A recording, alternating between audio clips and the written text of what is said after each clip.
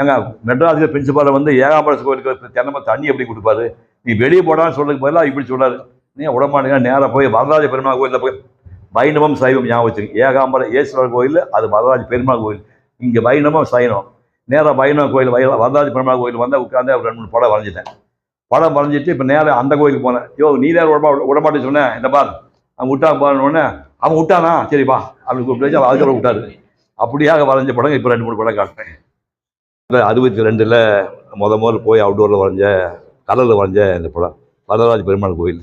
அப்புறம் இதை வரைஞ்சிட்டா சொன்னோன்னே அப்புறம் முதல் விட மாட்டேன்னு சொல்லி அப்போ செகண்ட் டைம் விட்டு போனது. இதுக்குள்ளே ஒரு சின்ன குட்டி கதை இருக்குது. இந்த மதுரை கோயிலை பற்றி சொல்லும்போது சிந்து பூவி படம் வந்து உங்களுக்கு தெரியும், அது 86 87 ரிலீஸ் ஆன படம். சிந்து ஜூப்ளி ஃபங்க்ஷன் வந்து 200வது நாள் வந்து மதுரையில் கொண்டாடினாங்க.